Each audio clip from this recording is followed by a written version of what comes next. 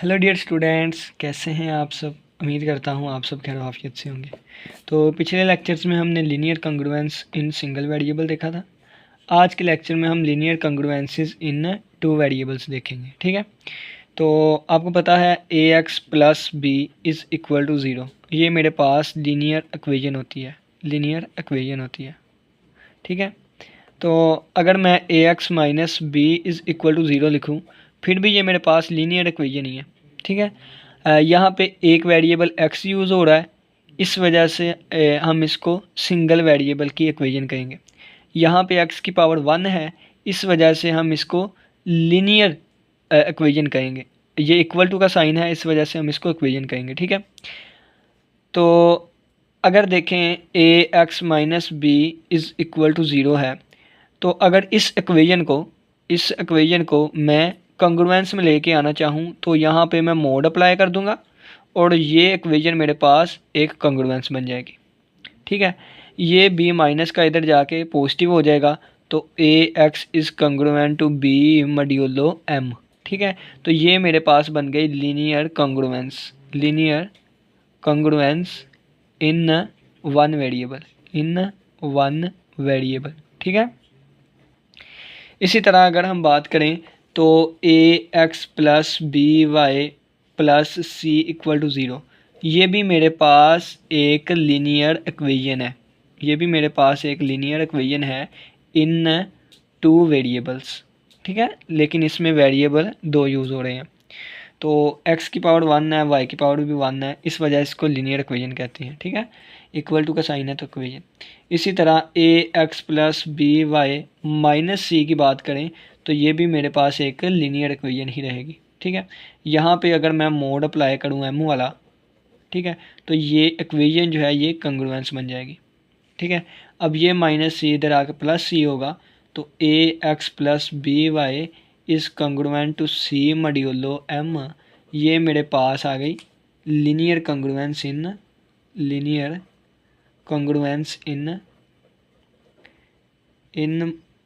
To variables. ठीक है, two variables. अब हम बात करेंगे सोल्यूशन ऑफ, यानी इसके सोल्यूशन के बारे में, solution of linear congruence in two variables. ठीक है, तो पहले हम कंग्रुएंस लिख लेते हैं। ax plus B y is congruent to c modulo m। ठीक है, अब अगर मेरे पास a b और m, ठीक है, a b और m की मेरे पास GCD डिवाइड करे इस नंबर c को, देन मैं कहूँगा सोल्यूशन एग्जिस्ट करता है, सोल्यूशन एग्जिस्ट। ठीक है, तो आपकी बुक पे m की जगह n कहा गया है, तो आप m कह लें n कह लें, एक ही बात है। ठीक है ना। अब देखें सोल्यूशन का हमें पता चल जाएगा कि अगर a b और m की GCD c को डिवाइड करती है तो उसका सोल्यूशन एग्जिस्ट करेगा। ठीक है, तो यहाँ पे सोल्वेबिलिटी भी आ जाती है कि हम कौन सी लीनियर इक्वेशंस को सोल्व कर सकते हैं। ठीक है, अगर मेरे पास ax plus B y is congruent to c modulo m है, ठीक है, तो अगर a और n की GCD 1 आए, अगर a और n की GCD 1 आए या b और n की GCD 1 आए, उस वक़्त मैं कहूँगा कि ये लीनियर इक्वेशन मेरे पास सॉल्वेबल है। ठीक है ना। तो चलिए आइए हम एक एग्जांपल देखते हैं, तो एग्जांपल से हमें अच्छे तरीके से समझ आएगी। एक एग्जांपल, तो अगर आपको मैं चीज़ें बताऊं तो आपकी बुक वाली ही टू द पॉइंट में चीज़ें बता रहा हूं। पेपर में ये आपकी बुक में लिखा गया है linear congruences in two variable. Linear congruences in two variable इस फॉर्म की होगी, ax plus B y is congruent to c modulo n। ठीक है, मैंने m यूज़ किया था, यहाँ पे n है। फिर आ गया है एक लीनियर कंग्रुएंस जो कि दो वेरिएबल्स में है, हैज़ ए सोल्यूशन, एक सोल्यूशन रखेगी इफ़ एंड ओनली इफ़, अगर और सिर्फ अगर a b और n की GCD, यानी कि a b और n की GCD इस c को डिवाइड करे। फिर उन्होंने कहा द कंडीशन फॉर सोल्वेबिलिटी होल्ड्स, यानी कि ये मेरे पास सोल्वेबल होगी अगर या तो a n की GCD 1 हो या b n की GCD 1 हो। ठीक है, अब हम एक एग्जांपल लेते हैं, इलुस्ट्रेट द मेथड के हम उस मेथड की निशानदेही करेंगे कि कैसे हम लीनियर कंग्रुएंस का सोल्यूशन फाइंड कर सकते हैं। ठीक है, तो ये वाली एग्जांपल है 3x minus 7y is congruent to 11 mod 13। Example है हमारे पास 3x minus 7y is congruent to 11 mod 13। ठीक है ना। अब हम इसका सोल्यूशन देखते हैं। ठीक है, सबसे पहले हम गिवन कंग्रुएंस लिखेंगे कि हमें कंग्रुएंस उन्होंने कौन सी दी है।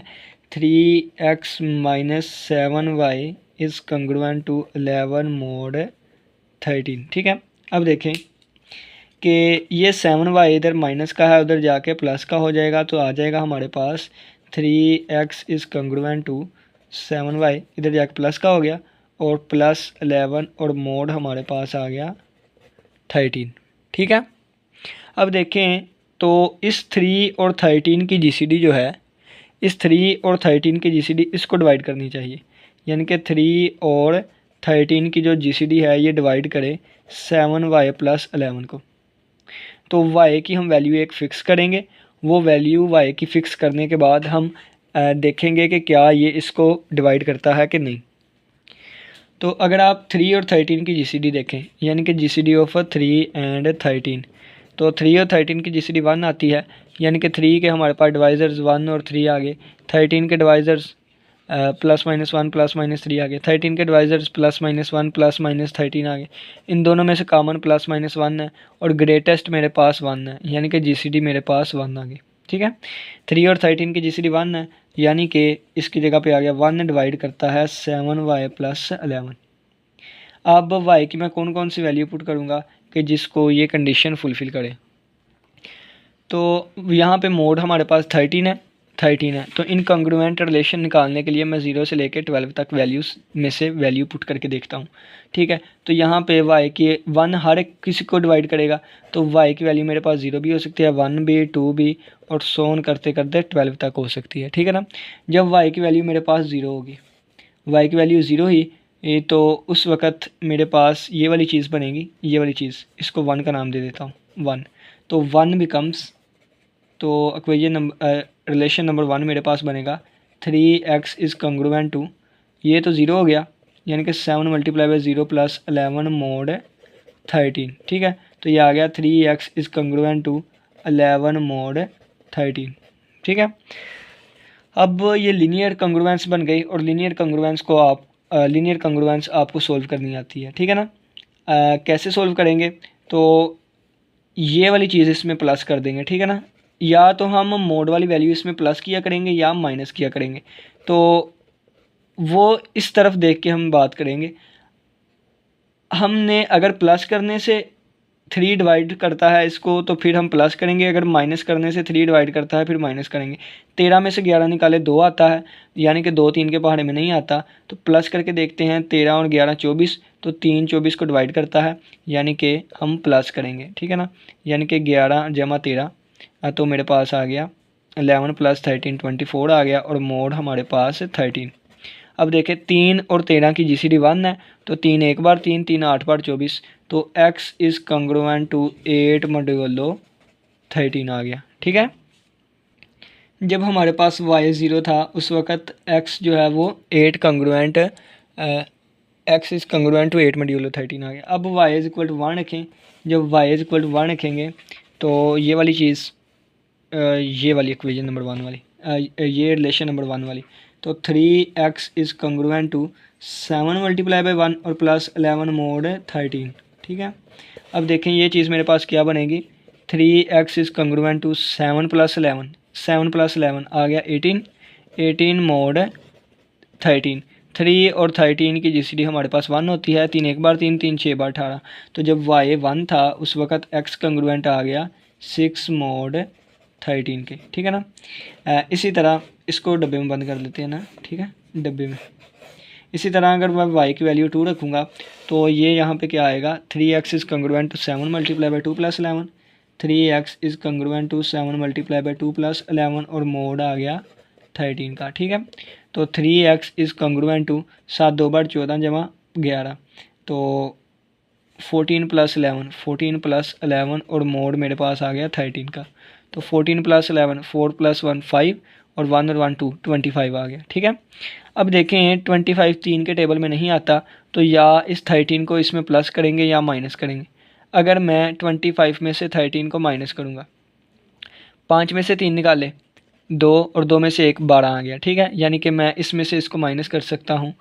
तो ये आ गया 3x इज़ कंग्रुएंट टू, अब 13 में से 13 को इसमें से माइनस किया तो मेरे पास आ गया 12। ठीक है, 12 मोड 13, 3 एक बार 3, 3 4 बार 12, तो ये मेरे पास आ गया x is congruent to 4 modulo 13। ठीक है ना, तो जब y को मैंने 2 रखा उस वक्त x मेरे पास आ गया 4 और मोड 13।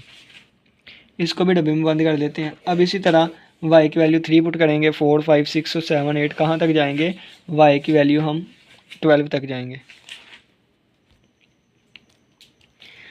तो ये था मेरे पास 3x is congruent to 7y plus 11 और मोड था 13। अब मैं y की वैल्यू 3 रखूँगा, जल्दी जल्दी करने की कोशिश करेंगे, तो ये आएगा 3x is congruent to 7 multiply by 3 plus 11 और मोड आ गया 13 का। ठीक है, तो 3x इज़ कंग्रुएंट टू 7 3 बार 21 जमा 11, 21 जमा 11 32, 21 जमा 11 32, हाँ जी 32 और मोड आ गया 13। अब 13 मोड यानी कि देखें तो ये 3 के टेबल में नहीं आता 32, तो हम या तो प्लस करेंगे या सब्ट्रैक्ट। तो मैक्सिमम टाइम हम प्लस करने की कोशिश किया करेंगे। ठीक है ना, 3 2 5 और 3 1 4, 45 आ गया, यानी कि इसको इसमें प्लस किया तो मोड आ गया 13। और 3 एक बार 3, 3 एक बार 3, 3 5 बार 15, तो x is congruent to 15 mod 13। ठीक है, अब देखिए 15 ग्रेटर देन है 13 से, तो 15 को हमने अंदर रखा, 13 पे डिवाइड किया, तो 13 1 जार 13, बाकी बचा 2, तो x इज़ कंग्रुएंट टू, इस 15 की जगह हम 2 लिख सकते हैं, 2 मोड 13। यानी कि जब y 3 था उस वक्त हमारे पास ये वाला आ गया।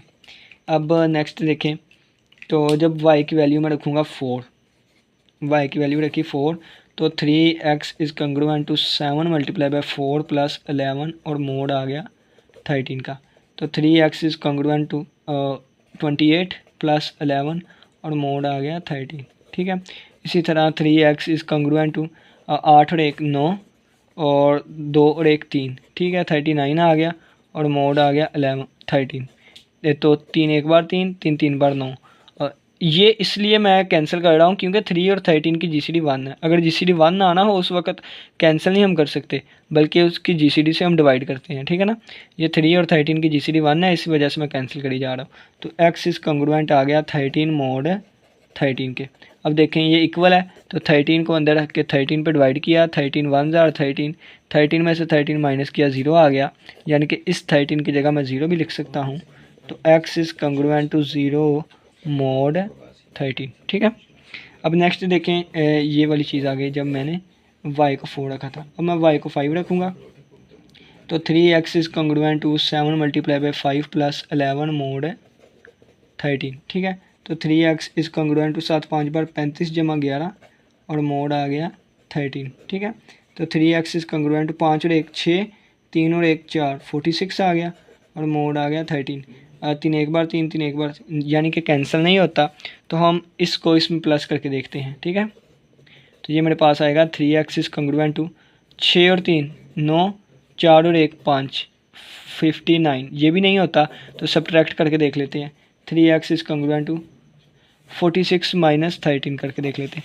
6 में से 3 निकाले 3, 4 में से 1 निकाला 3। ठीक है, यानी कि 33 भी हम इसकी जगह लिख सकते हैं। मोड आ गया 13, 3 एक बार 3, 3 11 बार 33, तो x is congruent to 11 mod 13। ठीक है, इसको भी हमने डब्बे में बंद कर लिया।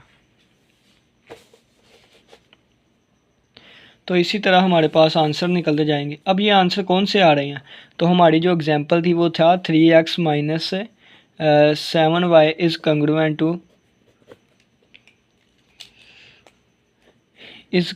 To 11 modulo 13। ठीक है, यही था ना। तो ये जो मेरे पास वैल्यूज़ आई हैं ना, यानी कि ये वैल्यूज़ पुट करेंगे तो ये कंग्रुएंस सेटिस्फाई करेगी। एग्जांपल देता हूँ कि इसका मतलब क्या है, इसका मतलब ये है 3x माइनस 7y, ये 11 इधर आ गया, minus 11 is congruent to 0 modulo 13 हो गया। यानी कि 13 जो है इस चीज़ को पूरा पूरा डिवाइड करता है क्योंकि रिमाइंडर 0 है, 3x माइनस 7y माइनस 11, ठीक है।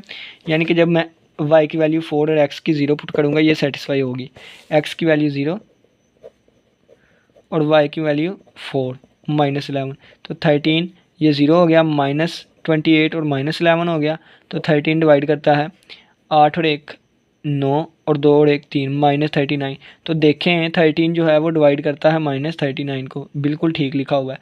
यानी कि ये सेटिस्फाई हो गई, हम ये जो वैल्यूज़ हम फाइंड कर रहे हैं ना ये वैल्यूज़ ही निकल के आ रही हैं, ठीक है ना, x और y की, x2 y3 x0 y4, ठीक है। तो इसी तरह 5 पुट किया, इसी तरह आप 6 के लिए करेंगे, 7 के लिए करेंगे, 8 के लिए करेंगे, 9 के लिए, 10 के लिए, फर्स्ट ईयर सेकंड, 11 के लिए और 12 के लिए, ठीक है ना। तो 12 तक आप फाइंड करेंगे, इनकॉन्ग्रुएंट्स सॉल्यूशंस हमारे पास आएंगे। बस यही था, बस उम्मीद करता हूँ आज के लेक्चर की समझ आई होगी।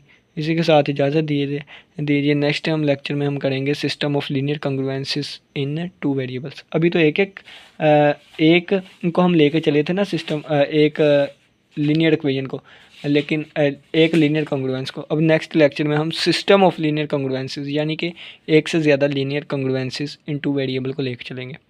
इसी के साथ इजाज़त दीजिए। अल्लाह हाफिज़, अल्लाह निगहबान।